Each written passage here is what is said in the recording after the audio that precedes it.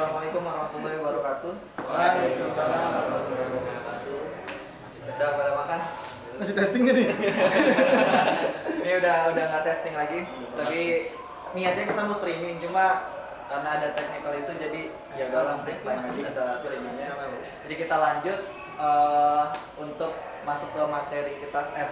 Masuk ke acara kita gitu ya. Ini teman-teman udah boring ini. Udah kelamaan. Ya kita udah datang dari jam 12 sebenarnya untuk persiapan, cuma Pihak gedung pihak gedungnya tadi ada keterlambatan juga, jadi ya lambat gitu. Oke, kalau gitu di hari ini kita akan bahas chat. Jadi ini merupakan acara komunitas chat pertama kita gitu ya. Jadi sebelumnya memang belum ada, dan ini baru pertama kali dan diadakan di Perpusnas gitu ya. Nah, tanpa berlama-lama gitu ya, di materi ini, di acara ini kita ada dua pembicara gitu ya. Pertama nanti akan dibawakan oleh Mas Ari gitu ya, dengan topik Lightweight Cloud Storage with Ubuntu Microchat, dan yang kedua dibawakan oleh Mas Aji Arya gitu ya, dengan materi hands-on chat storage di Amazon gitu ya. Oke, kalau gitu ada yang mau ke toilet dulu? Atau belum sholat, silakan sholat dulu. Atau Di lantai berapa tuh lah? oh ya, sholat di lantai 6 teman-teman. Tapi eskalatornya cuma nyampe lantai 4 dan itu rame. Jadi kalau nggak pengen cepet, lewat tangga darurat. Tadi kita tangga darurat juga, lewat lantai 4. Oke, kalau gitu kita langsung mulai aja materi pertama yang akan dibawakan oleh Mas Saputra Yulianto. Waktu dan tempat kita persilakan.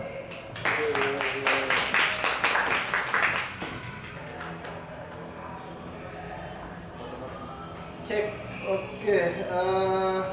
Ya sebelumnya assalamualaikum warahmatullahi wabarakatuh. Tadi langsung beneran, saya nggak ngetes dulu ya tadi. Sekarang ya saya ucapin selamat datang buat teman-teman yang tadi datang tepat waktu. Terima kasih banget udah nyempetin waktunya buat datang ke meet up Chef yang pertama. Ini mungkin nanti saya di awal akan cerita kenapa komunitas ini dibentuk. Terus ini judul presentasi saya cukup keren kayaknya ya. Sebenarnya sih baru saya buat juga. Judulnya Lightweight Cloud Storage with Ubuntu Microchat. Itu judulnya. Mungkin saya sebelumnya kenalan dulu ya.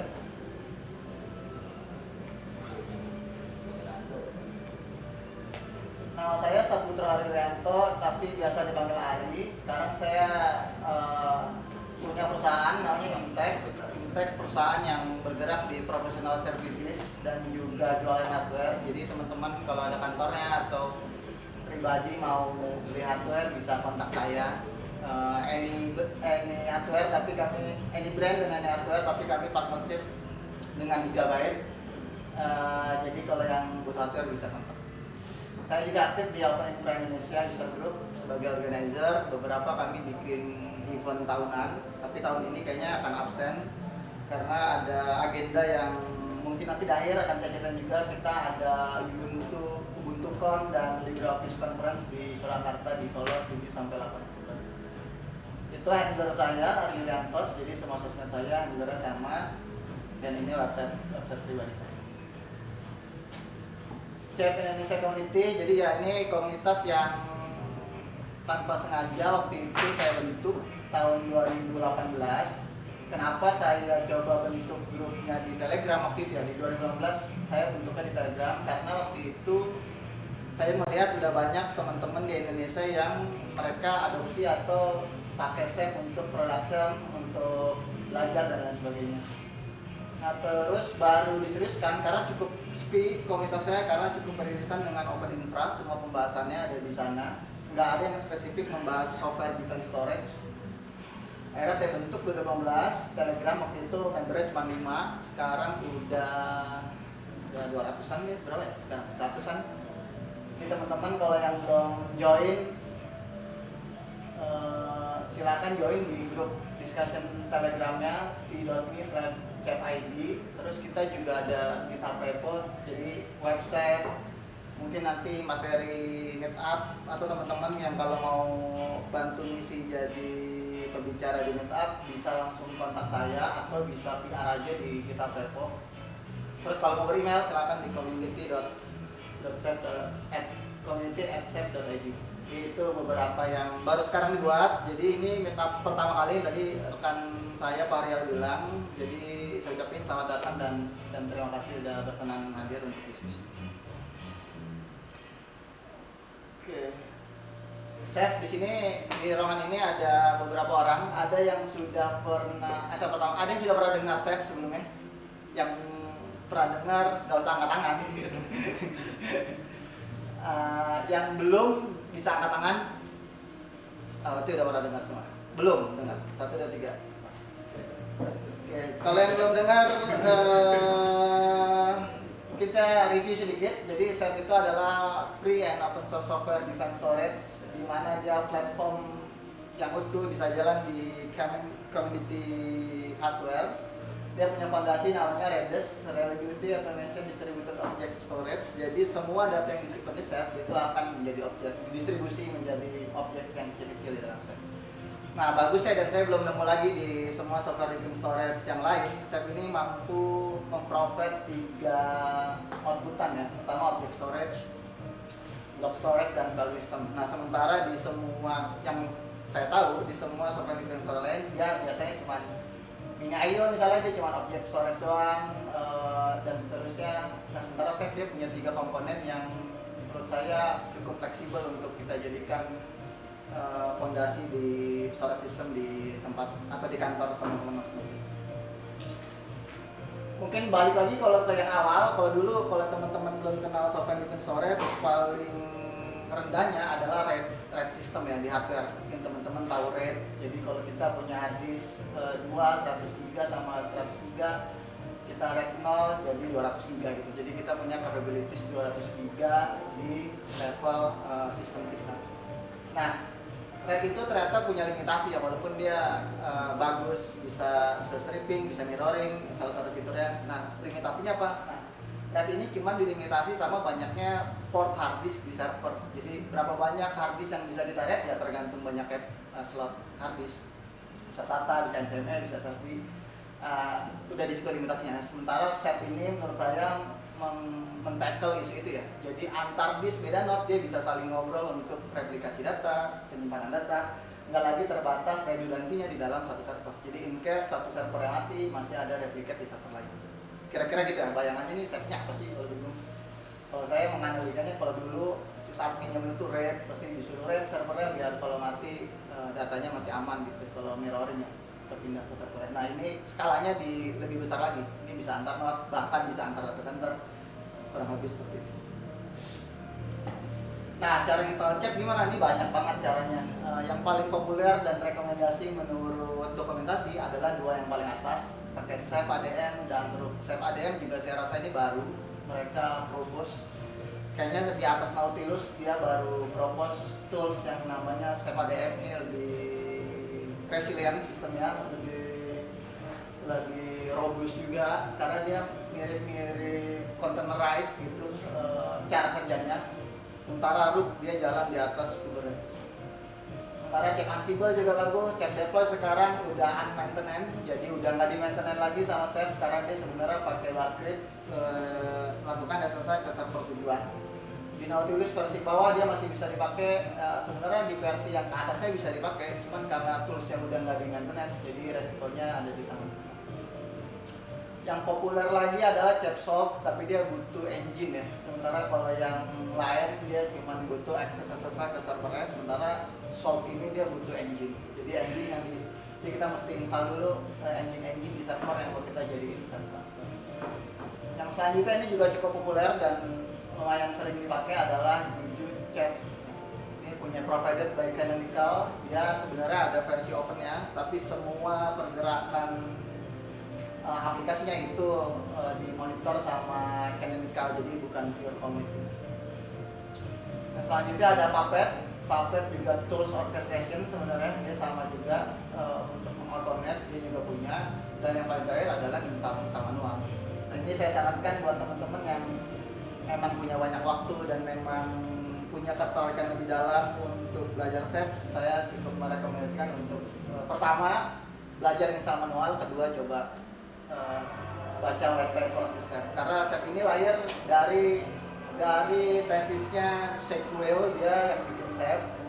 Terus dia bikin di kuliahnya dia bikin formulasi gimana data itu menjadi objek dan besar sebagai cluster di studinya. Setelah itu diakuisisi sama Inteng, terus sekarang jadi foundation dia sekarang. Di dua syaratnya kalau mau get into Chef, tadi coba install manual, kedua coba baca white paper si Chef. Nah, terus apa microchip ya? Kalau tadi kita udah bahas chip sekilas, terus tools apa aja yang bisa dibangun yang untuk membangun Chef tadi udah banyak banget. Nah, sekarang ada lagi tools yang cukup baru saya rasa di dunia Chef, namanya microchef. Mikro kecil artinya Chef yang tadi udah jelasin. Jadi dia memang option untuk ngebikin atau ngedeploy Chef, salah satu option untuk ngedeploy Chef dengan minimal setup. Jadi memang digunain untuk skala-skala yang kecil gitu. Memang konsentrasinya digunain untuk skala yang kecil. Terus di delivery pakai Snap. Udah ada yang pernah dengar Snap? Kalau udah pakai keluarga Ubuntu pasti familiar sama Snap, apalagi di Ubuntu terbaru kita mau install Firefox, apt get install itu ditukar sama aja Snap. Nah, Snap ini sebenarnya menuai pro kontra di dunia open source khususnya. Mungkin kalau teman-teman tahu juga Flatpak itu saingannya mereka datang dari distro yang lain. Sementara Snap ini sama kayak tadi Juju Chef ya, dia terlalu di direct sama perusahaan company yaitu siapa Canonical. Jadi banyak kalau teman-teman suka baca Reddit Linux itu banyak tuh yang hate sama Snap gitu. Sebenarnya secara concern bagus menurut saya, karena dia mencoba membanding suatu apps atau anything untuk bisa jalan cross platform gitu. Mau di Ubuntu, Red Hat, Fedora itu bisa diinstal ke Snap. Cuman karena tadi dia bentuknya direction by company, mana company itu bisnis, jadi banyak yang nggak suka.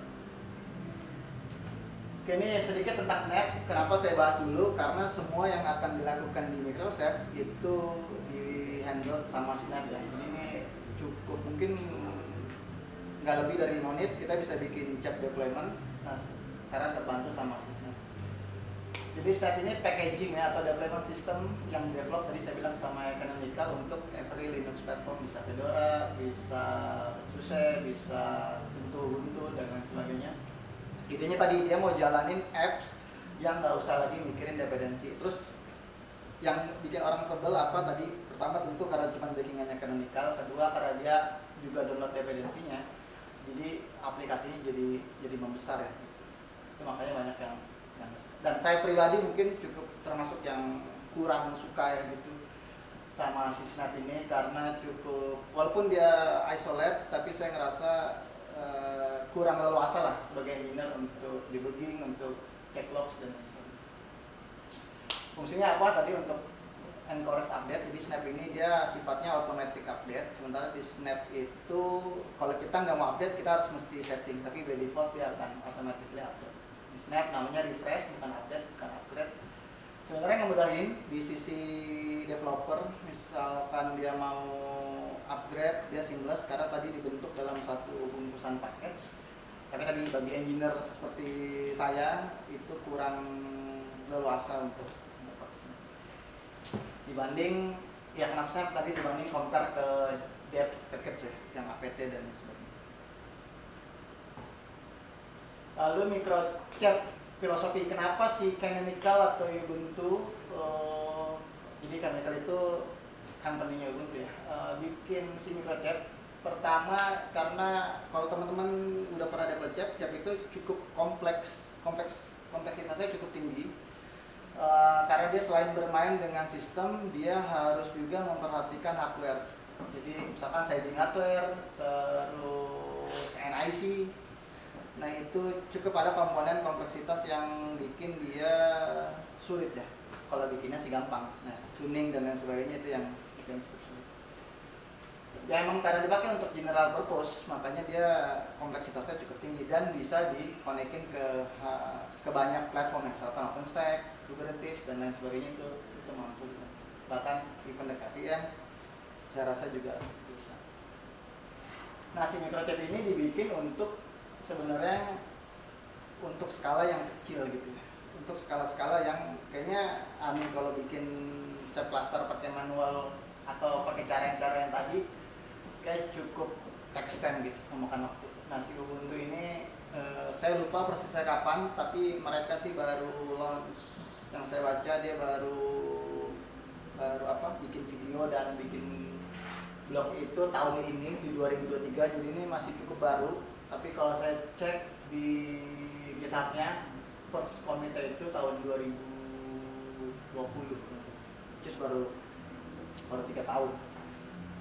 Nah dengan microchap kita bisa deploy, bisa operate chap dengan mudah gitu ya. Jadi secara operasional mudah, tapi tadi secara maintain saya rasa cukup sulit dan memang bukan diperuntukkan untuk skala-skala yang besar.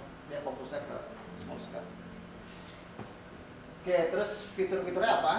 Fitur-fiturnya mungkin hampir mirip dengan SAP as usual, tapi karena tadi dia fokusnya ke small scale, dia bisa quick dan konsisten deployment-nya. Kenapa konsisten? Karena tadi deployment-nya dihandle sama si Snap gitu. Jadi nggak ada lagi nanti typo dan lain sebagainya. Untuk konfigurasi semuanya seamless, tinggal satu baris perintah langsung jadi. Bootstrap misalnya di beberapa tools itu butuh misalnya dependency, NTP dan lain sebagainya. Sementara di Microsoft karena dia di-build sama Snap itu udah nggak lagi dilakukan. Kita tinggal Snap install dan tunggu. Termasuk OSD, service enablement, kayak dashboard, metric, Grafana, Prometheus dan lain sebagainya itu juga bisa dengan mudah di dia isolate. Kenapa isolate? Karena tadi saya jelasin dia pakai Snap. Jadi Snap itu ada daemonnya namanya Snapd, itu sebenarnya di manage juga sama sistem D. Dia numpukin atau nge-package satu komponen ke dalam si Snap si aplikasi numpuknya. Terus memang digunakan untuk ini skala kecil, tadi beberapa kali udah saya mention, dan bahkan di laptop. Jadi kalau teman-teman yang mau coba terus dengan spesifikasi yang kecil secara hardware ini bisa banget pakai. Nah terus gimana si microchip ini dipakai sebenarnya? Sebenarnya sekarang kalau ini saya ambil dari produknya Ubuntu. Di Ubuntu sekarang mereka punya namanya Canonical Chunk Safe. Jadi buat teman-teman yang mau build private cloud, mau build public cloud, mereka saranin untuk pakai yang Canonical Chunk Safe karena pertama dia lebih mature dan karena memang dia develop itu duluan. Sementara si microchip ini sebenarnya diprioritaskan untuk edge cloud ya. Cloud yang memang didekatkan secara sengaja ke arah customer gitu. Misalkan yang tadinya centralized di satu data center, mereka mendecentralize semua cloud-cloudnya mengarah ke Kupang, ke NTB, ke semua daerah.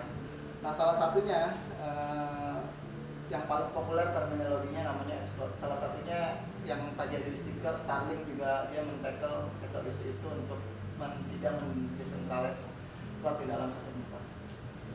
Yang terakhir secara spektrum, microchip ini cocok juga untuk training. Jadi misalkan teman-teman yang mau training cuma mau training operasionalnya aja, ini bisa banget pakai microchip atau mau local development.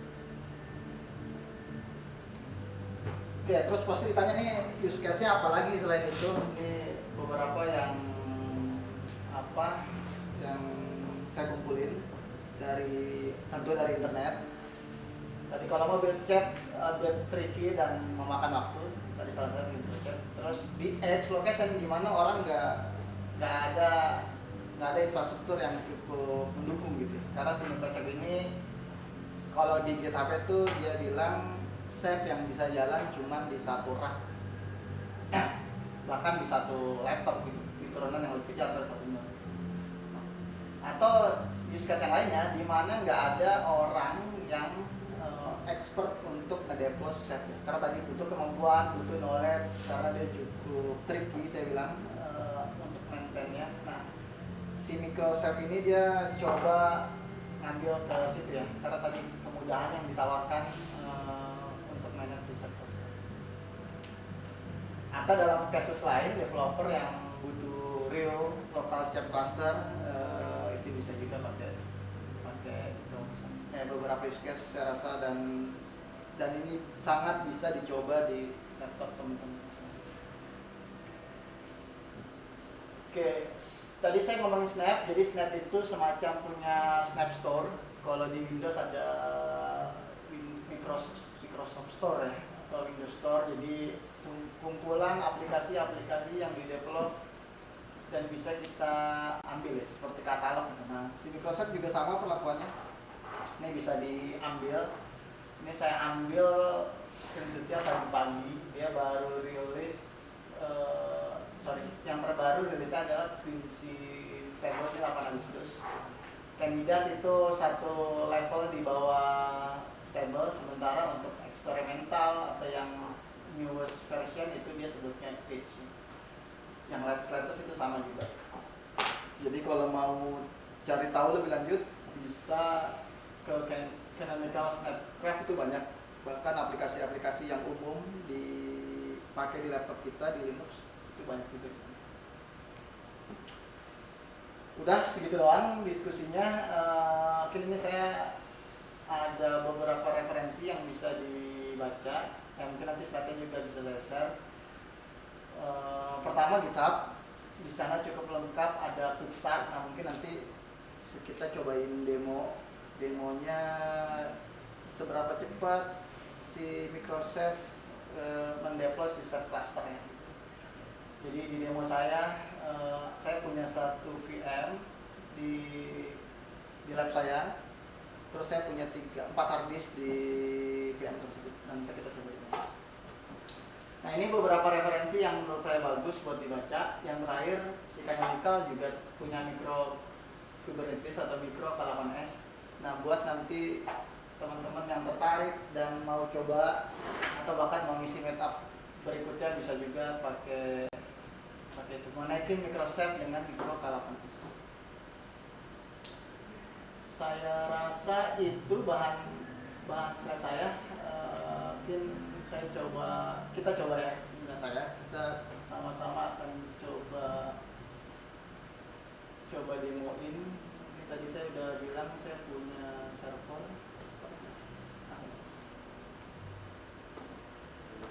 Saya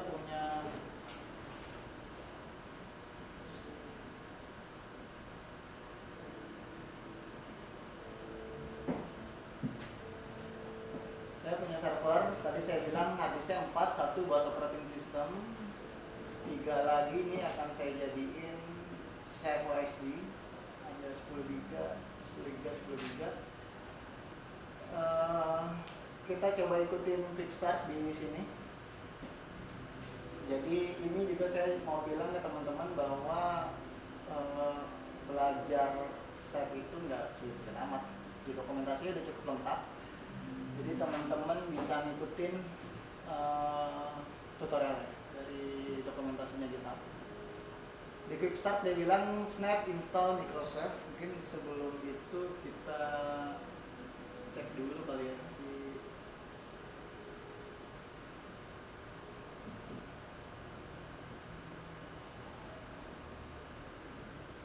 Di sini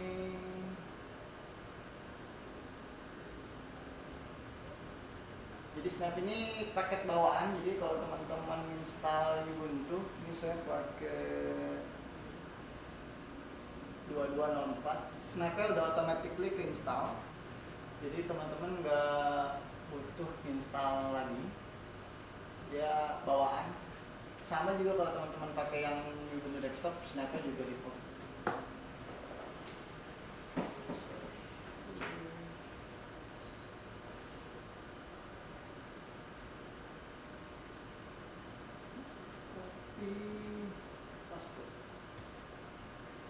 Installnya gampang, cuman gitu doang. Snap install Microsoft, terus dia nanti akan downloading. Dan ini yang menurut saya sebagai engineer merasa resah, ini apa sih yang dilakuin sama dia gitu.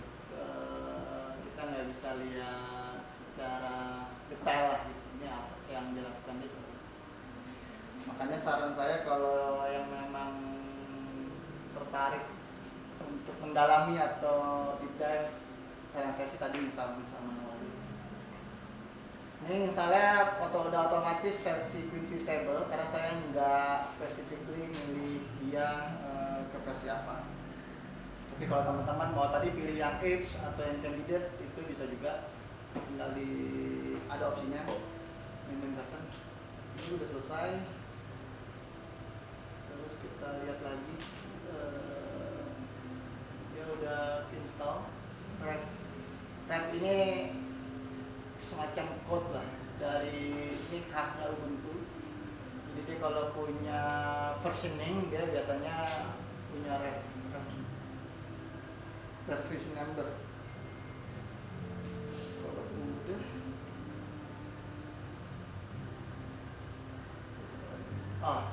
belum bisa karena belum di bootstrap. Sisanya tinggal bootstrap aja. Kalau tadi mungkin yang ini install paketnya. Terus itu sekarang kita bootstrap.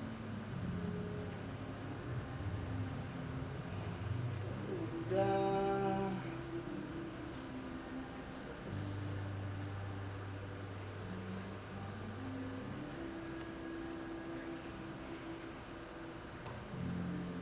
Udah jadi tuh. Nggak nyampe kayak 5 menit deh. Udah oke, terus monitor demo-nya 1. Kenapa? Karena saya pakai 1 VM.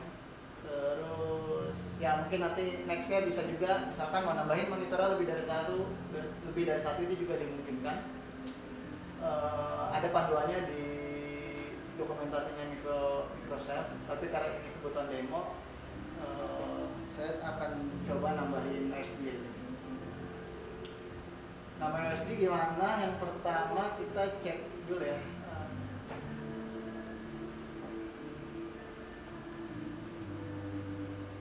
Cek dulu disknya.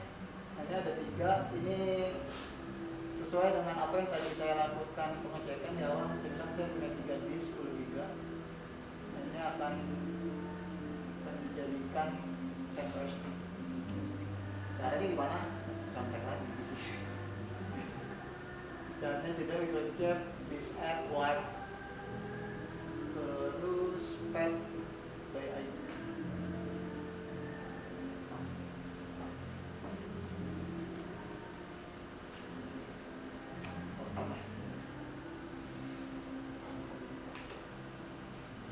Kalau udah verifikasi lagi. Belum. Nah ini dia nunggu ya. Karena prosesnya lumayan lah, nggak cepat yang 1 detik langsung jadi ya, mungkin dia butuh beberapa detik akan up ya SD-nya. Nah ini udah up 1 SD, kita bisa lihat juga ini udah baru 1 SD 0. Terus kalau kita verifikasi lagi ke sini harusnya, nah dia udah disk yang tadi available itu udah jadi SD nomor 0. Dan ini akan saya coba lakukan lagi ke 2 disk berikutnya. Caranya sama kayak tadi.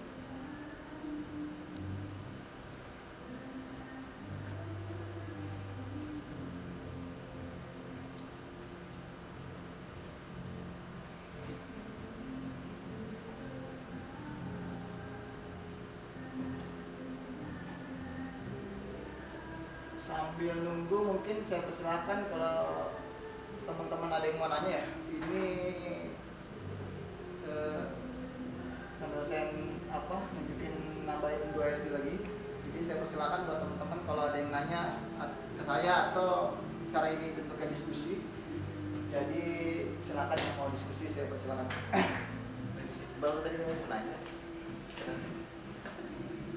Teman-teman kalau ada yang mau tanya silakan tanya soal chat atau microchip. Soal ya karena ini menurut saya nggak terbatas di Microsoft, jadi teman-teman kalau mau tanya yang lain selama saya tahu saya coba jawab, atau mungkin teman-teman yang lain misalkan mau diskusi juga. Iya. Bang Bagas mau bertanya. Mikir dulu. Bang Bagas mikir dulu katanya Mas. Siap. Saya ada itu padahal ada. Oh ya. Doorpress. Ya teman-teman, jadi Mas Ari udah nyiapin door prize untuk teman-teman yang ada berapa door prize Mas? 1. Ada 1. Jadi teman-teman yang duluan bertanya dapat door prize. Door prize-nya apa? Wis, langsung. Silakan, Mbak. Oke, terima kasih. Boleh sebutin nama Pak? Kita perkenalan dulu, Pak ya. Nama saya Azwin, saya dari salah satu company yang renewable energy. Ini kita masih pakai on-premise server nih, data Siap. center. Masih konvensional, pakai RAID juga. Ya. 5 kita ada berapa hadis tuh. Kayaknya topologi jadi satu. Nah, untuk kebutuhan kita nih, kita memang juga ada rencana, cuma masih konvensional ini mau buat semacam mungkin sewa rak di data center berbeda, mungkin sebagai untuk BCP ya, kalau Ya. ada developer dan lain-lain. Nah, karena kasusnya begini, kita selama ini punya file server, tapi ini memang dianggap sebagai server masing-masing gitu. Maksudnya ya ada web server Ya. dan aplikasi tertentu yang kita host di situ web server. Ya. Ada yang kita pasang untuk objek storage kayak Nextcloud server, kita pakai RAID 5. Ini sekarang kalau misalnya kita pakai microchip nih, website ini, satu, apakah itu masih inline dengan RAID yang kita buat atau RAID ini kita hilangkan misalnya itu. Ya. Satunya ya kita masih konvensional pakai Ya. kita sampai beli server yang untuk Ada storage-nya card-nya. 24 gitu Ya. ya, biar bisa nanti nambah banyak. Terus yang kedua, kalau misalnya tadi saya dengar bahwa kebutuhan Microsoft berarti kan untuk katakanlah di satu rak yang sama nih. Ya. Misalnya kita untuk skala yang lebih kecil, berarti saat ini kita ada setting masing-masing udah punya server masing-masing. Ya. Nah, apakah kalau kita tambahin Microsoft nih di server yang satu dengan dua, karena yang dua ini storage-nya belum terpakai banyak, tapi yang Nextcloud ini udah bisa dibilang udah penggunaan 88% capacity nih, yang tadi yang home-nya kita jadi satu ya, nyimpan di situ. Nah, kalau kita pasang Microsoft nih, ini gimana nih strategi awalnya untuk apakah bisa langsung kita jadikan satu cluster, dua server berbeda, tipenya agak berbeda dikit, cuma setelah jumlah dan jadi servernya sama, automatic division, terus jumlah itunya untuk storage-nya juga 24 gitu sama. Cuma bedanya yang sini udah ada home-nya pakai, yang di atas masih karena hanya web server dan database ya misalnya. Yang kedua, yang ketiga, kalau misalnya kita punya rencana nih, kita mau sewa lagi nih data center sebagai backup ya dari tempat lain. Awalnya sih untuk itu ya, untuk yang BCP tadi ya, kalau misalnya untuk kalau ada rusak apa gitu ya. Maksudnya kalau Jakarta ada problem dia mungkin punya DRC mesti Pak. ya, jadi DRC betul. Disaster recovery center. Ya, cuma secara cost ternyata kan juga lumayan ya. Lumayan. Karena itu secara fisik juga nyiapin gitu. Karena kayak beli asuransi tuh Pak. Iya, Kadang nggak betul. kepake, tapi kalau lagi sakit butuh tuh. Betul, nah itu jadi karena kan ini secara manajemen dia lebih percaya data center sendiri. Betul. Nah, alasan karena kita pakai buat nyimpen Confidential dokumen-dokumen file. yang mungkin confidentiality-nya tinggi ya, misalnya perusahaan atau agreement bla bla bla. Sehingga kita di level manajemen itu masih agak takut dan takut sih, takut kalau yang akan flood gitu ya. Dipakai ke data. Jadi kalau kita misalnya apakah perlu nih kita menyewa satu data center terpisah, kita beli juga yang awalnya buat BRC tadi, tapi kemudian secara cost implementasinya ini kita pakai yang Microsoft nih, sehingga tidak sebagai DRC murni ya, sebagai DRC kayaknya secara cost juga lebih tinggi ya, maksudnya tapi digunakannya nanti. Misal kita baru beli hardware server 2 tahun, 3 tahun, let's say mungkin kebutuhan kita karena 8 tahun, 10 tahun mungkin baru, kalau nggak ada Obsolete. iya, kalau nggak ada yang parah-parah banget mungkin nggak akan Nggak diganti. rusak ya gitu ya, asumsinya gitu. Walaupun cara hitung-hitungan biaya mungkin kita harapannya 4-5 tahun udah beres tuh depresiasi. Nah jadi kalau misalnya kita sewa lagi data center baru, terus kita gunakan konsep Microsoft ini kan tidak DRC, maka secara cost itu bisa lebih rendah. Terus Microsoft bisa handle nggak sampai implementasi beda data center. Kayak tadi kita beberapa, karena kita di renewable energy itu center kita di gunung-gunung nih, bangun pembangkit listrik gitu ya. Nah, ada itu real-time performanya kita kirim lalu pusat di macam control comment center. Mungkin kita perlu berpikir juga untuk semacam ada center kecil ya, misalnya sebentar di set kita sendiri, betul ya. Nah seperti itu 3 pertanyaan. Siap. Terima kasih Pak Azwin itu tadi Pak. Azwir. Iya. Ya. Terima kasih Pak, pertanyaannya cukup bagus tadi ya. Saya catat ada 3. Pertama tadi rate ya. Jika Azwir udah pakai rate, nah set ini sebenarnya dia malah kita nggak pakai tuh Pak. Rate-nya kita nggak pakai. Kita bilangnya JBOD, just branch of this. Jadi supaya nggak ada level layering lagi. Jadi kan Script itu kan dia sebenarnya mereplikasi data ya, layering tuh di level hardware. Nah, set ini sebenarnya gantiin dia gitu. Jadi malah kita kalau ditanya vendor hardware ini pakai red card nggak usah gitu untuk yang data, tapi dia digunakan untuk yang operating system. Karena biasanya operating system itu kita pakainya red 1. Just in case ada rusak di satu disk, dia masih developer ke disk yang satunya. Jadi misalkan tadi VDA di ini, itu biasanya kalau di saya setnya red 1 tuh, pakai rednya buat yang operating system aja. Sementara untuk yang save datanya itu saya nggak pakai. Saya kosongin, saya JBOD bilangnya biar tadi nggak ada lagi layer lagi yang menghambat kinerja performance save ke arah hardware. Karena tadi saya bilang dia langsung ke hardware. Level replikasinya antar node gitu. Kalau red tadi masih level disk.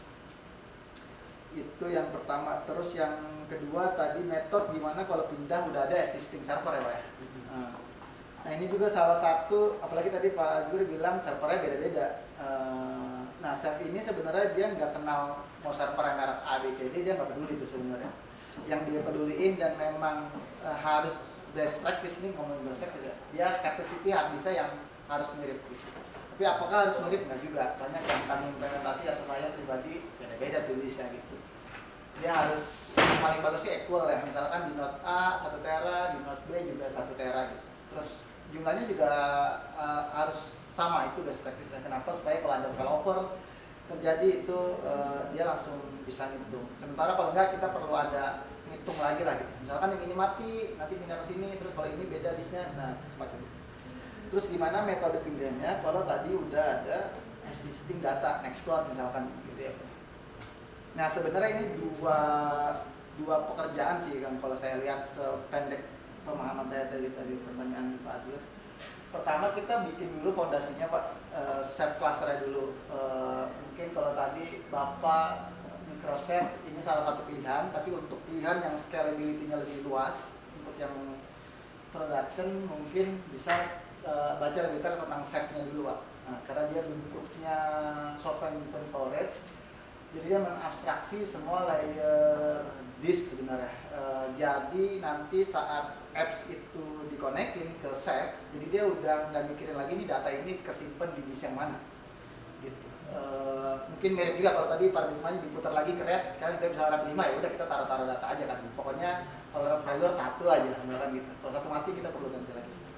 Nah save itu juga sama, tapi level yang lebih luas ya dia bisa antar rak misalkan bahkan untuk save ya. Didesain seperti itu. Jadi misalkan rak 1 ini mati listriknya, replikasi datanya bisa dipindah ke rak yang lain gitu. Dan itu automatically bisa dilakukan sama mereka. Jadi availability ke arah customer itu bisa terjaga terus. Datanya tetap bisa diakses karena dia punya replikasinya. Di level yang lebih lanjutnya ada replikat, ada area support itu di tingkat lanjutannya. Terus yang terakhir backup DRC ya, data center ya Pak ya. Tadi kalau sewa data center memang costnya tinggi dan dia tadi saya bilang dia seperti asuransi. Jadi kalau memang kita masih punya single site yang aktif doang dan itu backup, itu memang kerasa mahal sih sebenarnya Pak. Pasti langsung ditanyain buat apa cadangan data yang nggak kita pakai dalam tanda kutip gitu dan hanya dipakai ketika ada disaster itu harus mahal-mahal gitu. Nah kalau memang private company tadi khawatir datanya itu nggak safe nggak secure, maksudnya di data center nggak safe, mungkin bisa sewanya levelnya cage Pak. Jadi kalau data center tuh lebih kecil lagi ada cage, jadi semacam ruangan yang memang disewa untuk Biasanya satu case itu satu company, kita bisa isi sendiri server kita sendiri gitu. Jadi semuanya fully managed by customer. Si data center provider itu cuma nyediain rack dan juga sistem pendingin AC dan internet mungkin, tapi internet juga saya rasa opsional. Mungkin lebih detailnya Pak yang duduk depan Bapak itu orang kerja data center juga tuh Pak. Mas Solihin dia teman saya, kita juga dulu pernah kerja bareng di satu project. Kira-kira itu Pak, ada yang belum terjawab Pak? Oke, satu yang ingin tahu kalau misalnya tadi udah kita implementasi SAP nih, terus untuk mendeteksi wismanya kayak misalnya barusan itu untuk integrasinya seperti apa? Terus kalau tadi kebutuhan kita untuk ya sebenarnya sekarang tuh data centernya memang cuma nyewaran aja internet, sekarang cuma full maintenance kita pasang, kita setup sendiri gitu ya. Memang masih berbeda dari komputer. Maksudnya kalau misalnya tadi kita ingin Microsoft itu untuk DAC misalnya, Microsoft untuk DAC, apakah secara konvensional kita masih tetap perlu kan dari memang aspek DAC itu kan ya kita nggak satu wilayah maksudnya. Betul, harus teorinya tuh 40 km dari set yang main gitu Pak. Itu teoritis ya. Betul, saya di Jakarta, tahu di Bogor, betul. Atau di Surabaya misalkan. Ya. Nah itu sih kebutuhannya sih. Oke, kalau tadi pertanyaannya ganti bisnya gimana? Ganti bisnya enaknya kalau set nggak usah buru-buru Pak. Jadi karena tadi saya bilang dia punya fitur replicate, jadi defaultnya itu set melakukan 3 replikasi gitu. Jadi data yang disimpan ke dalam set cluster dia akan direplicate objek ya ketiga OSD. OSD itu kalau gampangnya disk lah. Disk satu pendeteksiannya gimana? Dia nggak punya fitur pendeteksian, tapi dia akan bilang oke, di sini goes down gitu, di sini rusak. Nanti si engineer ya, kalau dia malas lah nanti aja deh, ini kayaknya secara hitung-hitungan masih cukup nih buat nampung data, ya udah di out-in aja tuh disknya.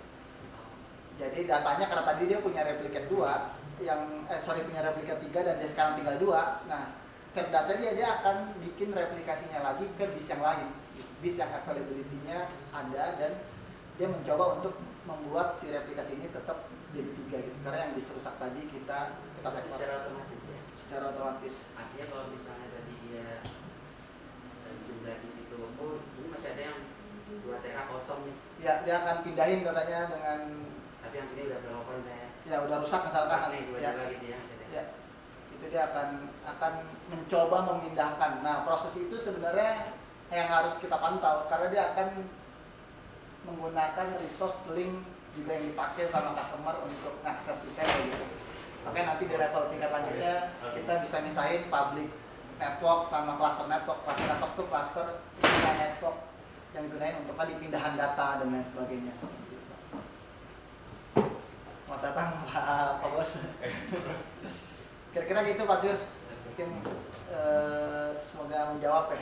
Ya. Mungkin nanti kalau habis ini ada pertanyaan lagi boleh. PNP. Tadi janjinya dulu Pak Rial. Silakan masuk ke depan Pak. Nanti Tadi saya bawa ini. orang mau langsung dikasih atau mau dokumentasi? Langsung aja Pak Rial. Oke, boleh silakan Mas. Pak, ini ada oleh Pak. Oke. Masih. Juga udah nanya Pak. Thank you Pak Azir udah bertanya gitu ya. Udah teman-teman masih ada yang mau bertanya? Ya boleh. Kalau masih ada yang mau bertanya dipersilakan karena kita masih ada waktu gitu.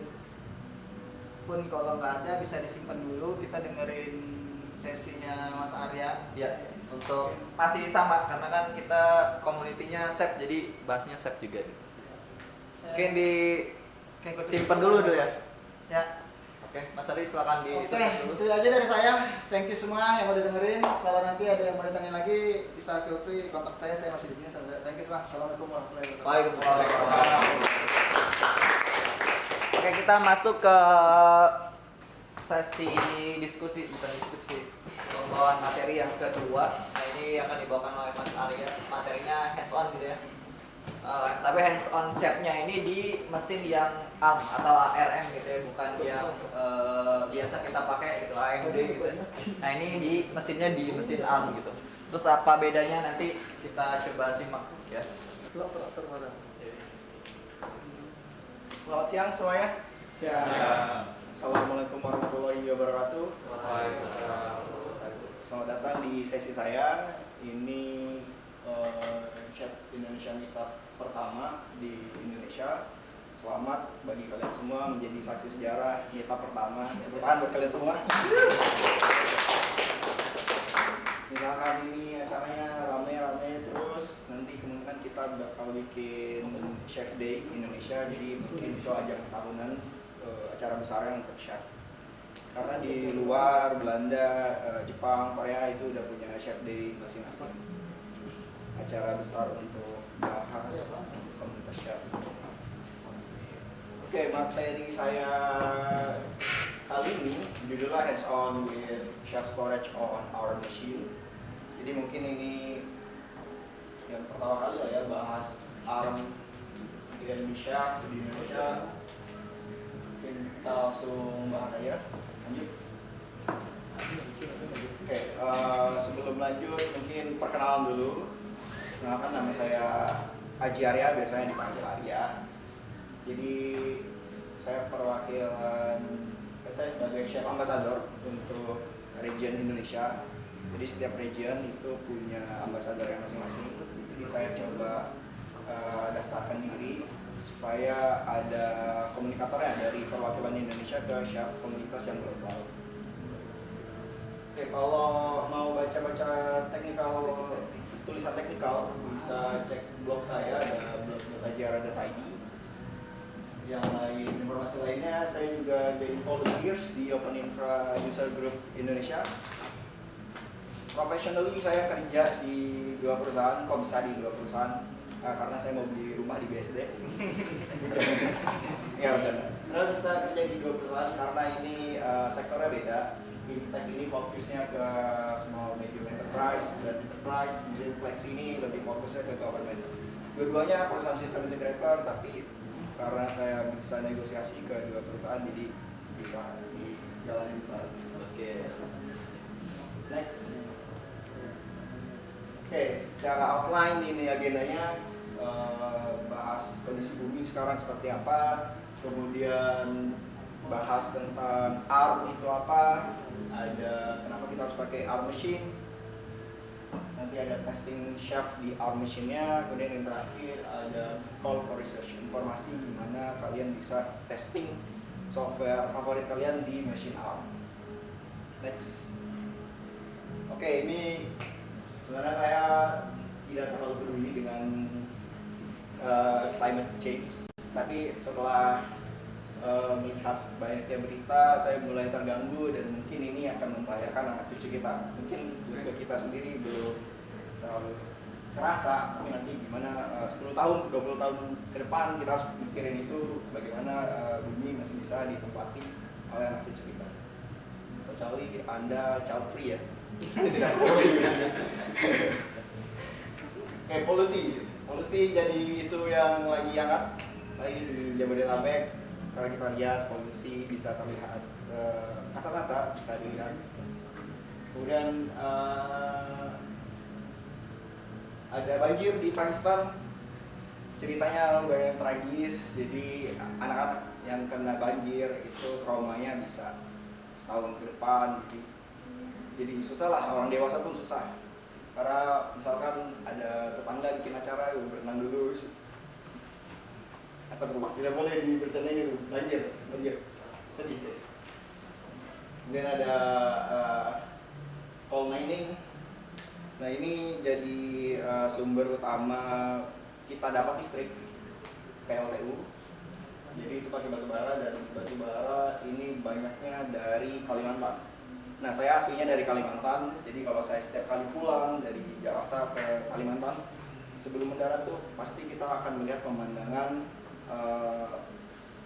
tambang-tambang, lubang-lubang bekas tambang. Nah masalahnya itu nggak ditutup kembali. Seharusnya secara regulasi harusnya ditutup kembali, tapi tidak dilakukan. Entah salah pemerintah atau salah pengusaha. Isu lainnya adalah banyak korban tenggelam karena mencoba berenang di bekas tambang batu bara. Karena kita nggak tahu tahu itu dalamnya seberapa. Dan terakhir saya scroll YouTube Shorts, kemudian lihat video dari Net Geo. Jadi ada video menarik, yaitu beruang kutub setiap tahunnya mereka harus berenang lebih jauh karena esnya meleleh. Nah, jadi nggak cuman, jadi mereka ini misalkan udah summer, mereka akan pindah tempat cari yang dingin atau biasa disebut migrasi. Nah, untuk migrasi mereka itu harus berenang dulu tuh. Yang bikin sedih, saya lihat bayi beruang kutubnya karena masih kecil harus berenang. Nah, itu saya yakin bayi beruang kutub itu bilang ke orang tuanya, "Jangan papa enak, berenangnya dikit." Dan di sini ada sedikit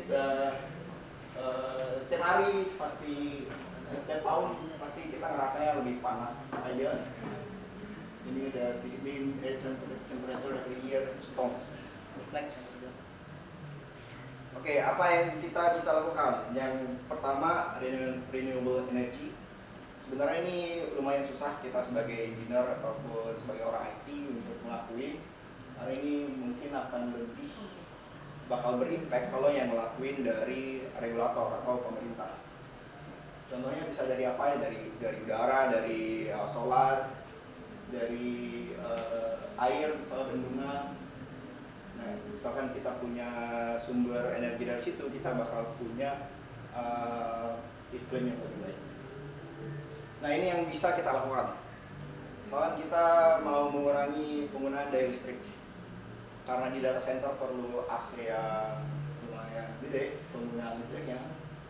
Ada alternatif liquid atau immersion cooling. Jadi sistemnya kita punya satu tank atau wadahnya itu fungsinya seperti rak.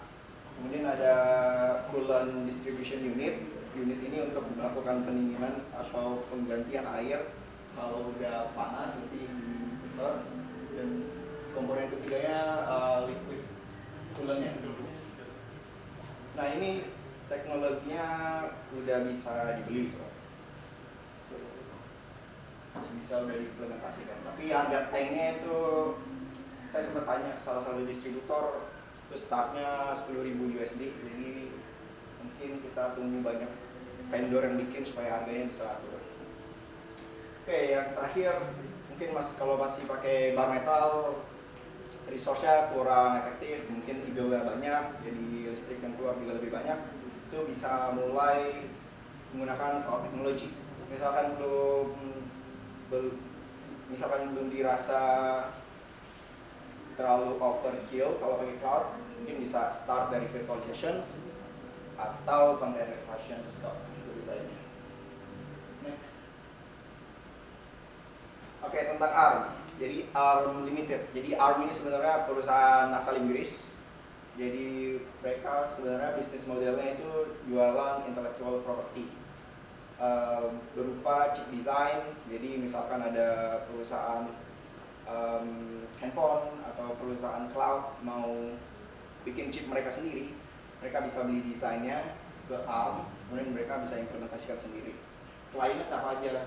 Ada Ampere Computing. Nah, Ampere Computing ini nanti jadi CPU yang akan digunakan di demo. Dan klien lainnya Qualcomm, ada Samsung, ada Nvidia, ada AWS, ada Azure, dan masih banyak list customersnya yang beli intellectual property dari ARM. Next. Oke, kenapa pakai ARM machine atau ARM based machine? Pertama, power efficiency. Kalau dilihat di gambar kiri bawah, ini ada testing yang dilakukan oleh HPE, di mana mereka melakukan testing terhadap service web. Mereka generate 1,3 juta web service request per second. Nah, yang dimana kalau kita pakai ARM CPU itu bisa di-serve oleh satu rack. Sedangkan kalau pakai AMD EPYC third gen itu bisa perlu 2 rack, dan kalau Intel itu perlu 3 rack. Nah, secara kotornya itu kita bisa mengurangi data center footprint sebanyak 3 kali. Kemudian ada beta thermal design power atau TDP. TDP ini apa? TDP ini bisa disebutkan sebagai berapa watt yang dikonsumsi oleh CPU ataupun berapa panas yang dihasilkan oleh CPU dalam satuan watt. Dilihat di bagian kanan bawah, ini saya compare untuk produk yang mirip jumlah logical core-nya. Jadi kalau di ampere yang 80 core itu TDP-nya 210. TDP ini semakin rendah semakin baik. Ada AMD di 225, kemudian di Intel yang paling tinggi di 270. Terus juga ada poin lower price per core. Jadi kita bisa afford harga CPU per core itu lebih murah. Kalau dilihat yang kanan atas, ini harga retailnya suggestion untuk customer untuk ampere di 3.950, price per logical core nya $49. Kalau kita pakai AMD yang 48 core 96 thread, itu price per logical core nya 52. Kita bisa hemat $3 per core. Bayangin kalau kita punya 10.000 core, 100.000 core, biasanya enterprise punya banyak core kan, itu bisa cost cutting. Langsung bisa dikasih emot jempol sama bos. Nah ini yang Intel paling mahal, 9.359, 40 core, 40 thread, satu core bisa 117 USD. Nah nanti ini kalau mau baca yang testing dilakukan HPE ada di slide, bisa dibuka situ. Next. Oke, ini hands-on ARM CPU stress test. Jadi saya install Ubuntu 22.04 LTS. Dan di sini lihat di kanan atas ada wattmeter. Jadi kita bahas spek servernya dulu. Servernya pakai GB R152 P33. Ini CPU-nya dari Ampere Computing, produknya Ultra i80-30. Memorinya 256 GB, DDR4, 3200 MHz. Nah di tes ini saya melakukan tes 70 stress test terhadap 78 core dari 80. Kemudian untuk memorinya saya tes 250 GB dari 256. Nah ini komen untuk tesnya. Ini ada output dari hardtop dan energi yang dikeluarkan kalau dari wattmeter paling tingginya ada di 146 watt. Ini laptop saya aja 100 watt charger ya. Oke, next. Oke, challenge-nya apa? Kalau kita mau pindahan nih, kita pinggirin dulu chef. Misalkan kita challenge mau pindah aplikasi kita yang sebelumnya jalan di x86 mau jalan di ARC64. Yang pertama pasti cost, karena perlu assign developer untuk coba pindahin ke ARM, pindah ke arsitektur baru, dan mereka perlu belajar lagi. Kemudian yang pasti ini jadi diskusi dengan tim finance pastinya, server purchase. Yang kedua, migrations. Pasti kalau kita mau pindahan suatu sistem perlu set timeline. Nah ini yang mungkin akan susah dicocokkan dengan tim bisnis dan ditambah dengan concern downtime. Nah kalau kita pintar bisa ya kita zero downtime. Tapi ini jadi challenge. Ini yang terakhir, convincing company. Nah susah karena ARM ini masih belum banyak yang adopsi. Yang beli servernya juga masih takut-takut kelihatannya karena siapa yang udah coba, siapa yang udah berhasil implementasi, itu jadi pertanyaan umum lah. Nah, saya di Imtech mencoba beli satu server untuk riset, dan nanti di terakhir mungkin ada informasi bagaimana teman-teman semua bisa coba. Oke, next. Oke, fitur yang dicoba apa aja? Jadi saya coba semua interface, mulai dari block storage di provide sama Chef RBB, ada big storage, ini provide sama Chef Rados Gateway, ada file storage yang di provide sama Chef Metadata Server. Oke, testing environment-nya seperti apa? Jadi ini semuanya virtualisasi. Platformnya pakai OpenStack. Jadi server bare metal kita pasangin OpenStack, kemudian di atasnya kita buat VM untuk jalanin testing chef. Host untuk host OS atau yang jalan di bare metal itu Ubuntu, guest OS yang jalan chef itu di Ubuntu juga. Versinya 22.04 LTS. Untuk chefnya sendiri saya coba pakai yang latest version, Chef 18.2.0 itu release code-nya ada. Next. Oke, demo environment-nya seperti apa? Kita lihat dari bawah dulu. Ini ada 3 komponen Tardos, monitor, MGR, OSD. Jadi ada 3 mesin yang menjalankan service serupa. Ada chef monitor, ada chef manager, ada chef OSD. Kemudian ada 2 fungsi tambahan ya, untuk kebutuhan file dan objek. Itu di atas ada mesin sendiri ARM Chef MDS khusus jalankan metadata server, dan juga ada ARM Chef RGW jalanin Rados Gateway. Dan kemudian untuk testing ini ada klien tersendiri, ARM Chef client. Jadi nanti kliennya akan coba akses RDB, coba akses Chef RS, dan juga akses object storage S3 compatible. Oke, next. Oke, ini ada recorded demo.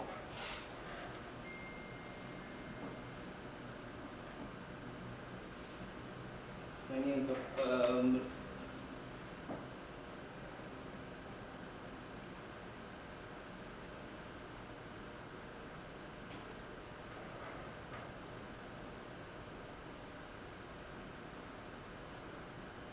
ini untuk OS-nya pakai Ubuntu 22.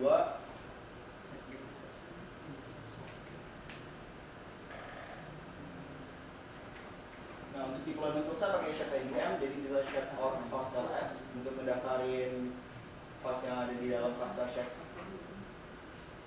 Nah, ini kontainer-kontainer yang menjalankan beberapa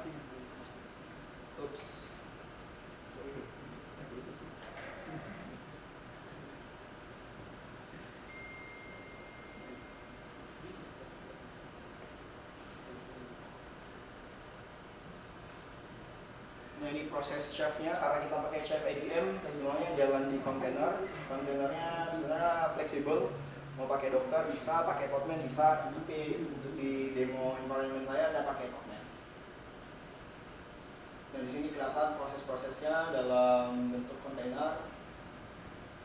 Ada monitoring stack-nya, ada alat manager, ada chef exporter, ada grafana di situ, dan ada core-nya, ada Mon, MGR, ada OSD, ada RGW, dan MDS. Nah, enaknya pakai Chef ADM karena dia bentuknya kontainer, misalkan kita upgrade gampang, downgrade juga gampang. Soalnya kalau kita pakai package, itu isunya misalkan kita udah upgrade, untuk downgrade-nya itu susah banget. Bahkan saya coba kayaknya nggak pernah berhasil, karena pasti akan ada konflik dependencies.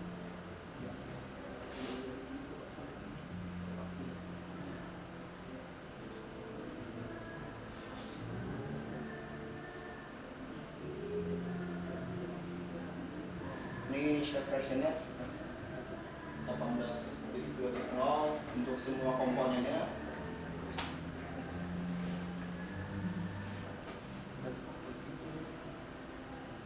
Nah, ini Chef status, ada 3 monitor aktif, ada 3 manager aktif, 1 metadata server, 9 OSD, 1 Rados Gateway.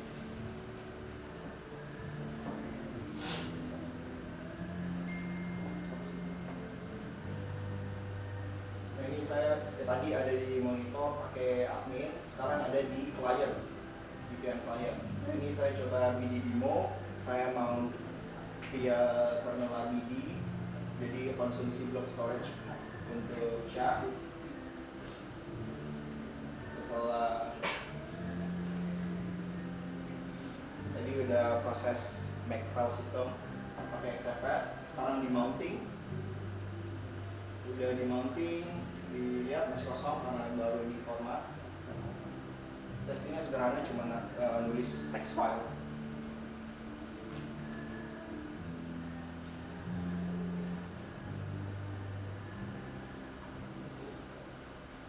Ini udah oke, bisa nulis file text. Harusnya kalau mau nulis file-file yang lain juga udah bisa.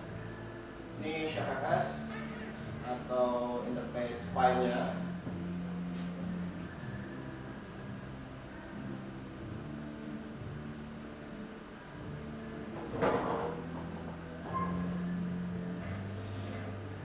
Ini saya coba lihat keyring atau secret untuk connect ke shaft.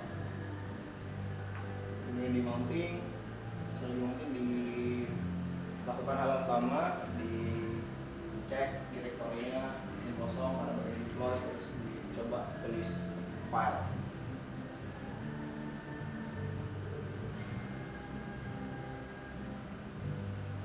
Nah, terakhir demo object storage untuk memastikan fungsionalitas object storage-nya berjalan. Di sini saya pakai dua client, untuk CLI pakai CMD, untuk yang ada UI-nya pakai S3 browser gitu. Ini bikin bucket, kemudian coba upload file. Kalau udah diupload, berhasil diupload via S3 CMD, kemudian saya verifikasinya lewat S3 browser.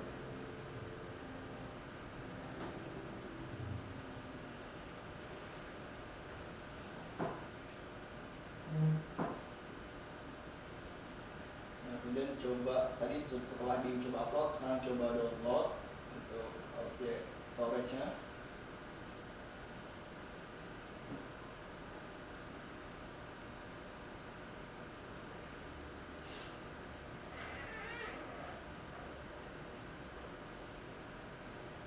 Nah, ternyata meme waduh. Oke, demonya itu. Next. Oke, ini buat yang hadir hari ini. Misalkan tertarik untuk coba jalanin software yang biasa kalian pakai sehari-hari, mau coba pindahin atau jalanin di ARM CPU, itu bisa banget. Nanti bisa register lewat link s.id/armcloud. Ini bisa ngintip, ini dashboard OpenStack-nya. Kita provide dua dashboard, mau yang Horizon ataupun Horizon yang versi defaultnya. Kemudian ada project baru di OpenStack namanya Skyline. Ini lebih modern UI UX-nya. Bisa dipakai dua-duanya. Bisa scan kalau mau daftar untuk coba, silakan.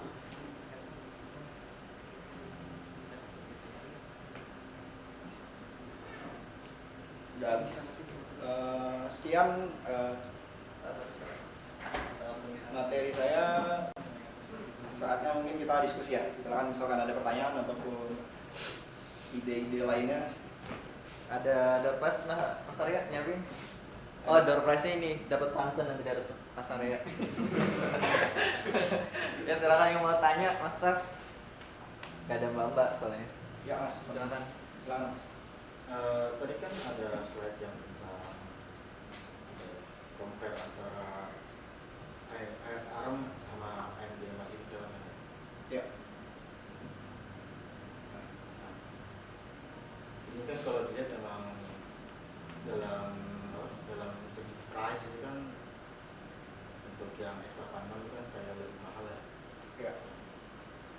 Jadi pertanyaannya adalah apakah satu core dari ARM itu ada comparable dengan satu core atau satu thread dari X86 yang sekarang? Ya, sebenarnya pertanyaan yang bagus. Sebenarnya ini jadi nggak apple to apple sebenarnya kalau kita compare X86 sama ARM. Tapi setidaknya itu drama yang harus dibuat supaya orang mulai aware. ternyata ARM ini udah bisa kompetisi sama X86. Mungkin diplomatisnya kayak gitu. Ya maksudnya ini kan kita baru dari segi harga ya. Dari segi harga maksudnya ya benar sih Kak, harga apple to apple lah. Misalnya kalau misalnya memang dia harganya lebih murah, cuma kan apakah performance-nya sama atau sebenarnya menyamai dengan S86 yang dengan harganya sendiri? Oh ya, sebenarnya kalau ditanya price to performance udah terbukti sama yang dilakukan sama HPE. Di HPE dia cuma perlu satu rack, kalau nggak salah itu dia 30-an CPU, sedangkan kalau Intel itu ada di 50-an CPU dia pakainya. Itu dalam ukur apa ya? Dia coba jalanin web service, stacknya itu ada Nginx, ada Redis, ada Memcache, sama MySQL, kemudian dites sama si HPE untuk generate 1,3 juta web service request per second.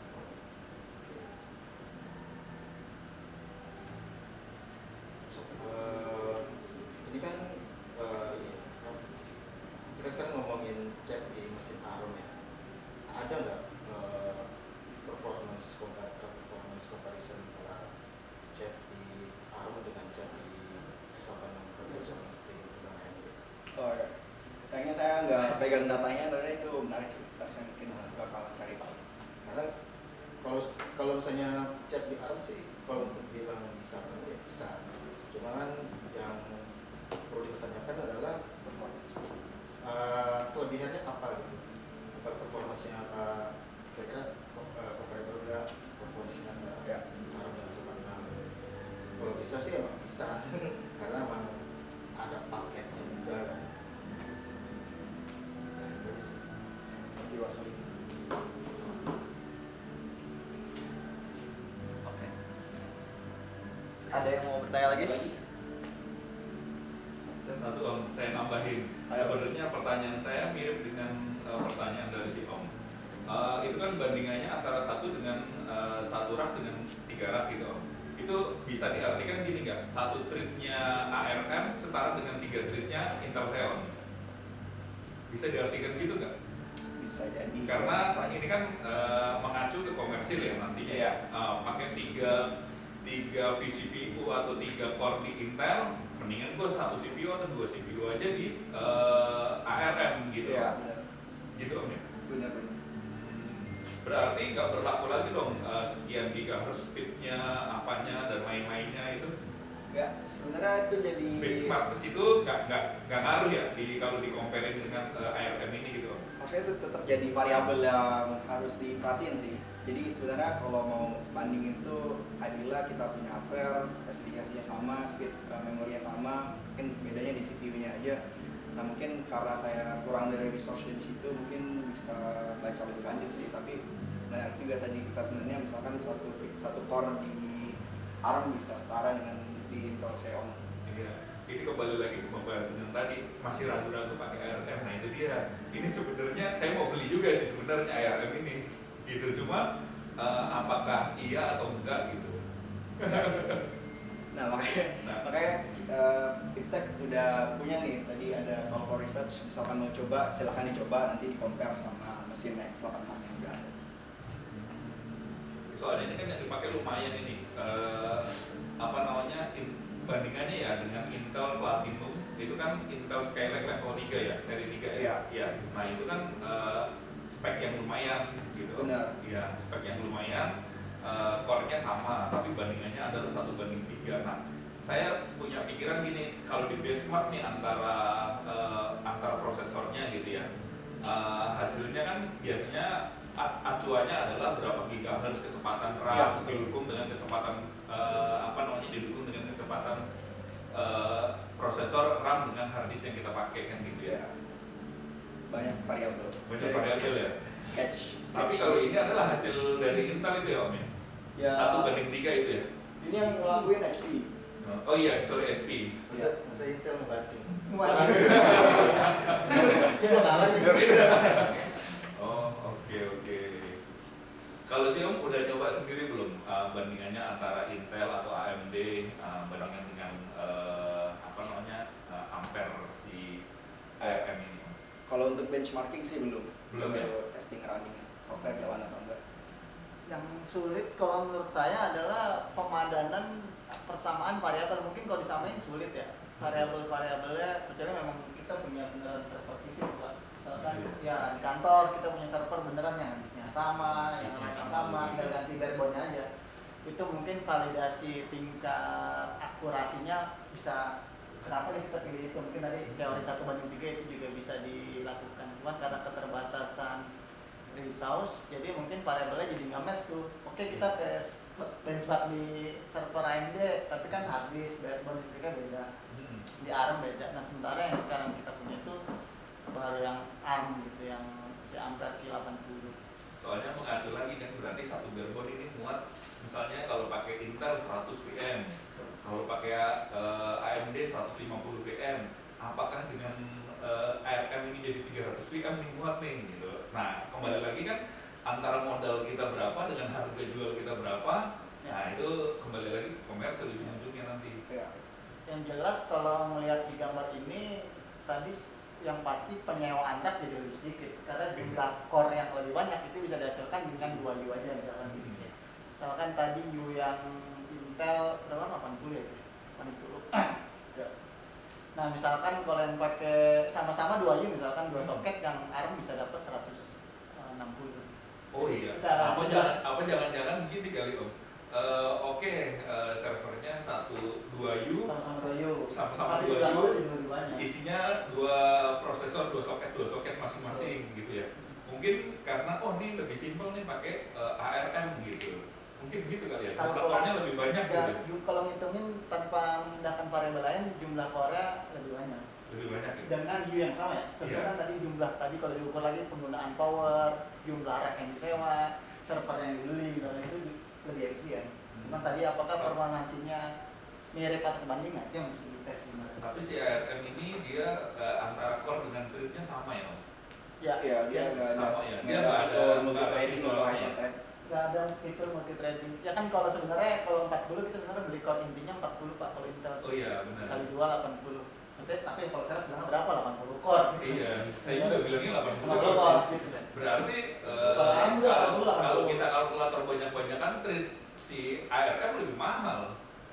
Banyak. Lebih mahal sih harganya kali ya. Oh, enggak sih, kalau Kalau- tinggal dikaliin aja jumlah Oh, core iya. ngomongnya berapa.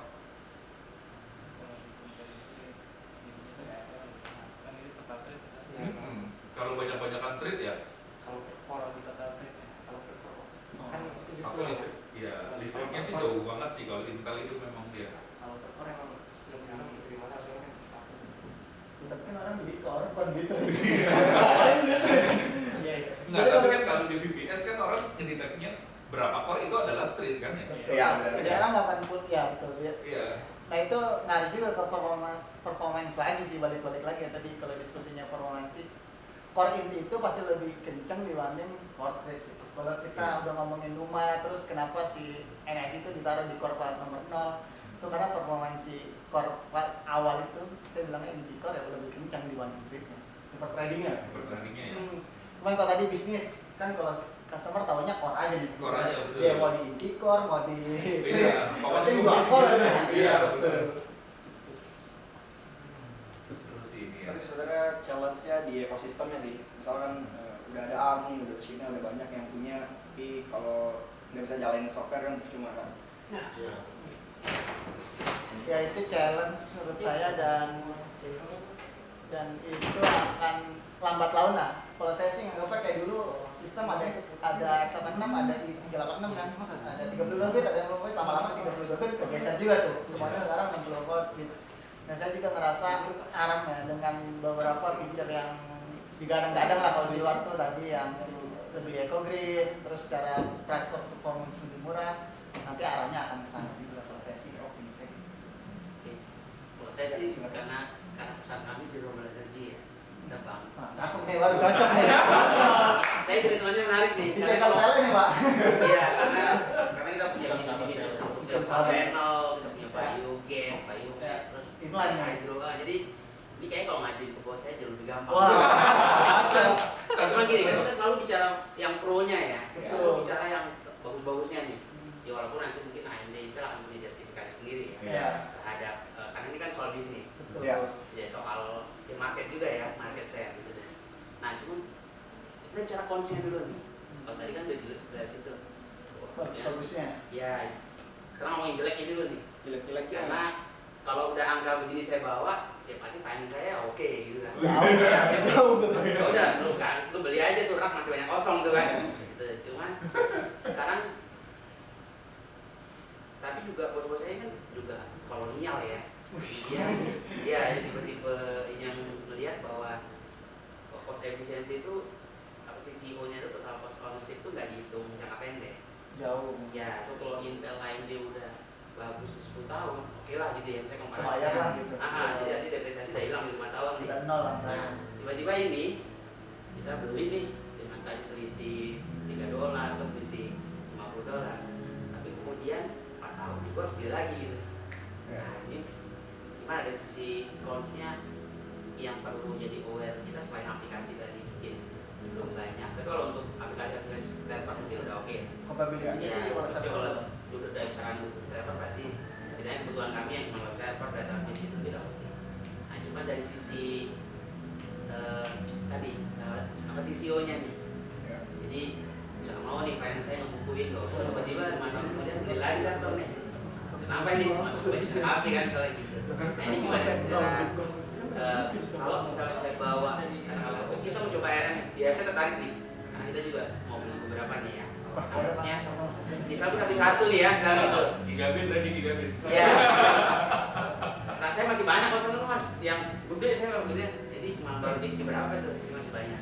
Jadi saya mau beli satu nih. Gimana saya justifikasi konsnya untuk levelnya juga saya selain soal aplikasi, lo nggak mau mikir lah aplikasi urusan lo gitu. Tapi kalau udah ngomong budgeting selisih $3 terus $50 kadang nggak make sense kalau ternyata kita harus beli POD yang cuma 50% dari yang Ya. oke. Seperti lifetime dari hardware ya. Betul, atau ya pokoknya nggak mau ada investasi cost tiba-tiba dia tampil 5 tahun kemudian langsung beli server lagi nih ya. Karena kemarin kita nggak cukup oke gitu kan. Ya. Nah, berarti kan itu justifikasi sekarang gitu ya. Misalnya kita punya server yang kita udah Benar. Nah itu sebenarnya challenge juga sih. Nah karena saya nggak punya datanya, jadi itu mungkin jadi PR kita bersama sih buat cari tahu gimana jangka hidup si ARM CPU ini seberapa lama kalau dibandingin sama Intel. Kalau saya namain kali ya. Tadi berarti ada ke durability kali ya Pak ya. betul. Kalau Intel tadi udah 10 tahun, Iya. walaupun secara depresiasi nilai itu udah nol nih, tapi selama bisa jalan mau kan ya pakai aja dulu gitu kan. Ada. Jadi bos-bos saya itu konvensional ya. Dia misalnya kita bilang, Pak ini udah Harus bagus nanti bagus 5 nih. tahun. Ya, teknologi secara lu oke. Nanti pertanyaannya adalah, ini seperti kita beli barang berkualitas, tapi itu lama. Atau kita beli barang baru, Tapi kita sebentar doang umurnya. iya, Iya. harusnya sampai 4 tahun. Ternyata gue tiap tahun beli barang gitu. Yang ketika dikalikan 4, secara cost ternyata tidak beda tipis, malah tambah. Tadi tuh ada downtime, ada maintenance, ada biaya yang tetap juga tuh. Walaupun secara dihitung mungkin masih sama, tapi ada banyak kesibukan nggak perlu lah bahasanya.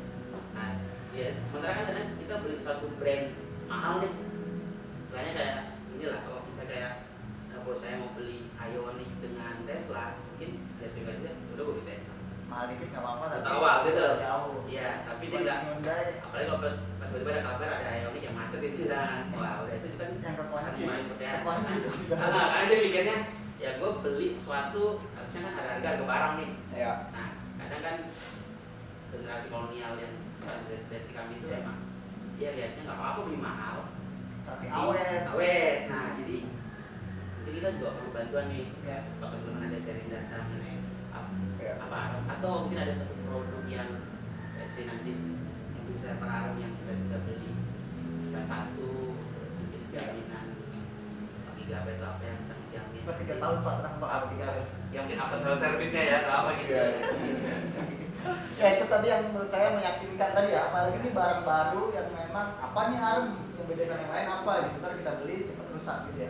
soalnya tadi kan hemat listriknya udah suka pasti tuh buat saya udah suka tuh Remnya ya. Iya. Makanya ya kita punya bis solar panel apa gitu lah masif tuh gitu kan jadi Iya. untuk urusan yang kayak tadi tuh green energy itu udah Inline tuh. inline cuma kalau kita bawa harga lebih murah kadang perdebatannya sengit. Tapi mahal nggak apa-apa soalnya. Ya, mahal apa, yang penting tadi. Awet.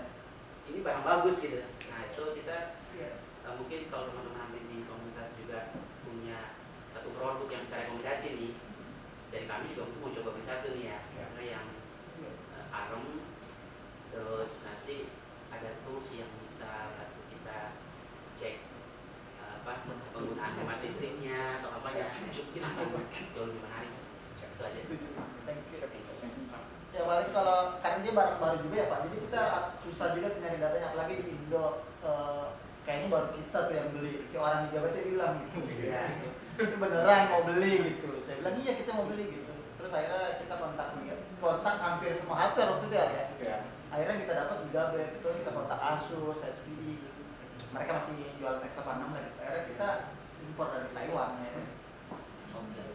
Cuman kalau tadi ditanya durability, kita juga nggak bisa jawab karena server kita baru mau 1 tahun nih sekarang running. Cuma baru mau 1 tahun, nanti bulan Januari ya. Januari kita baru. Cuma kita bisa dibantu nggak? Misalnya penggunaan listriknya, kan kami juga kalau data center tiap bulan dapat tuh penggunaan listriknya. Kalau itu juga bisa dikasih data pendukung nih. Paling yang tadi Slack ya. Ya karena kebetulan kalau untuk beli barang saya kalau station maker lah gitu. Jadi kalau memang ini ada, kita mau coba satu juga nih. Maksudnya mungkin jualan yang tadi tuh listriknya lebih hemat, terus dan lain-lain ya. Pasti karena dihitung kalau beli rak tuh, listriknya berapa ampere nih servernya? Iya, kita itu ada di sistem kita yang buat apa custom solar panel dan macam-macam itu kita punya CO2 itu kan, apa emisi itu. Emisi karbon.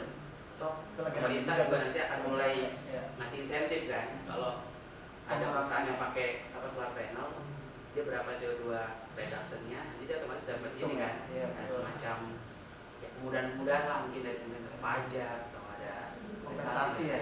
Jadi kita melihat tadi kalau saya tertarik di situnya, kalau harga saya nggak tertarik ya, tapi kalau tadi benar unsur penggunaan listrik, terus hal semuanya itu jauh lebih efisien, itu sih gampang buat saya naikinnya ya. Kalau harga kita nggak ada ini. Nggak ada isu.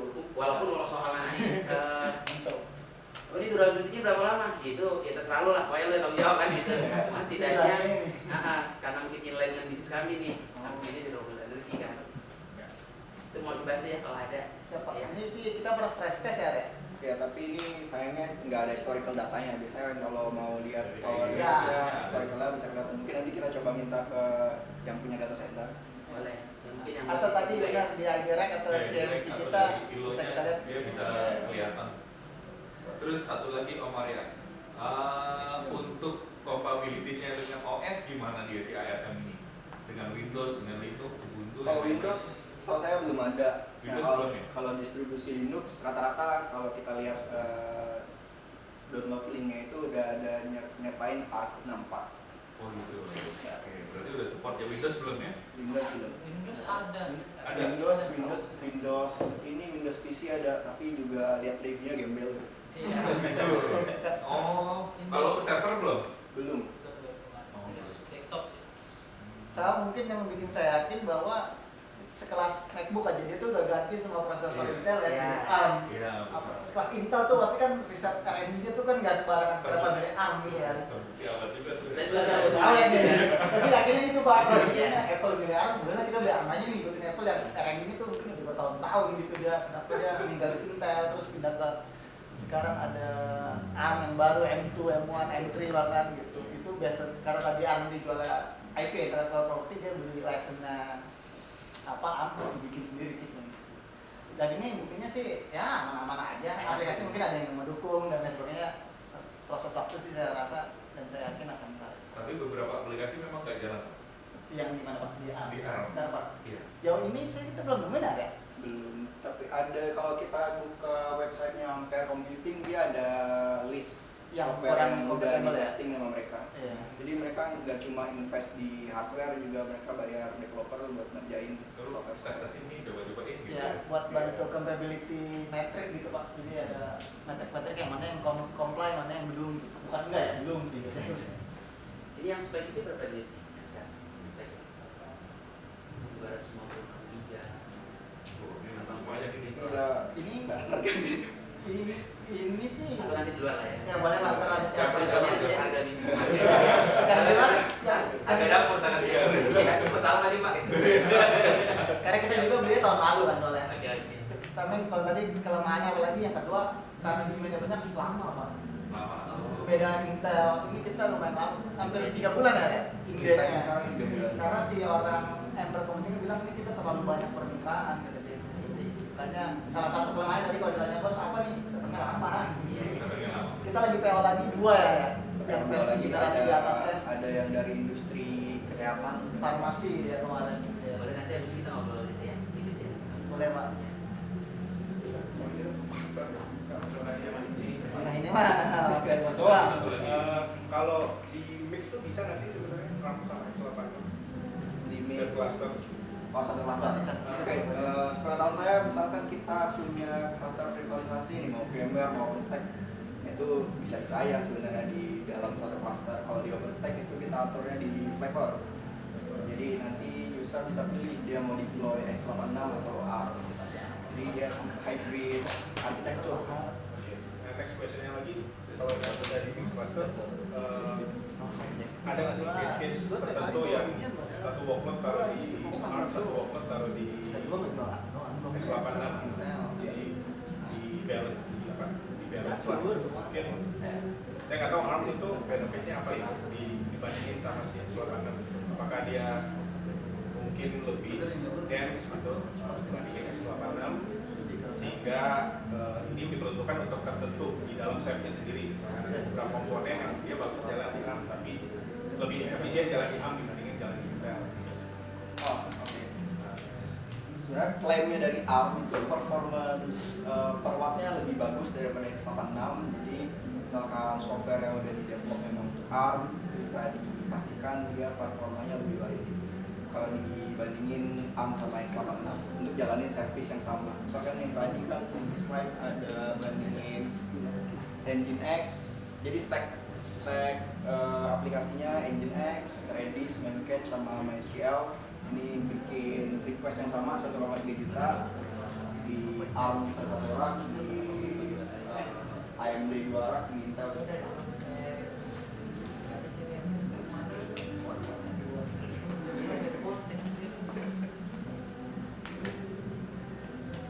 Oke, ada lagi teman-teman? Udah terjawab Pak?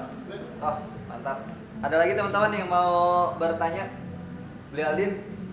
Dia nanyain cewek mulu ke sini. Kecewa. Ngomong ya udah yang ada anak. Batang doang di sini. Dia nanyain cewek mulu. Apa Kalau ya? nggak ada tuh mau ini ya, promo event. Oh, boleh. Kalau nggak ada lagi. Nggak ada lagi yang bertanyain? Belum dulu ya mungkin. Boleh, Mas. Ada browser nggak? Mas Ari. Oke, terima kasih teman-teman semua udah mendengarkan sesi saya. Semoga bermanfaat. Mohon maaf jika ada salah kata. Terima kasih. Wassalamualaikum warahmatullahi wabarakatuh. Waalaikumsalam. Kita browser nggak? Kan pantulnya nggak ada pantun. Iya tadi. Antum salah. Berapa kali nanya tuh? Daripada saya kasih. Jalan-jalan ke Teknovatus. Cakep. Bolehkah pinjam 100?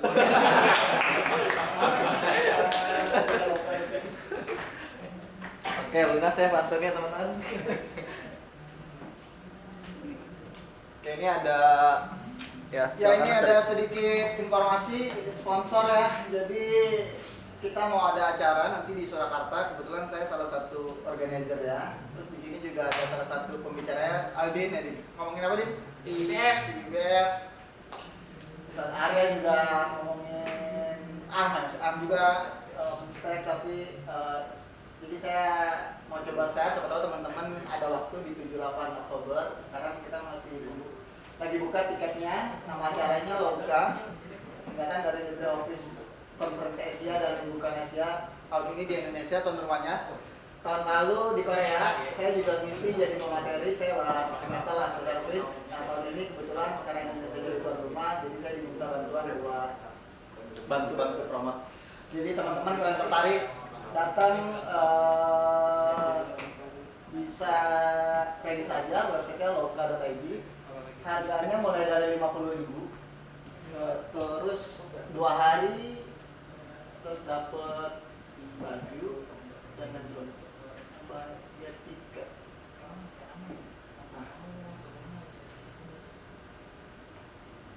Oke, ini acara conference tingkat Asia, bahasanya masih butuh related, tapi topik-topiknya banyak, termasuk ada IBBF dari Aldi.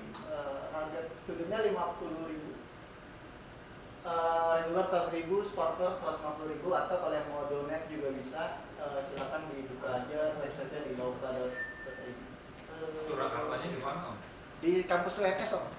UNS ya? UNS ya. Universitas Negeri 10 November ya. 10 November ya? 11 Maret. 11 Maret ya. 10 November mah Surabaya, Bos.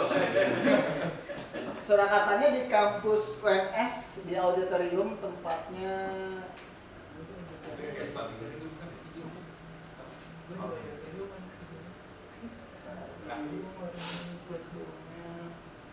nah, nih, gedung F, FKIP UNS di auditorium. Silakan yang punya waktu dan bisa datang.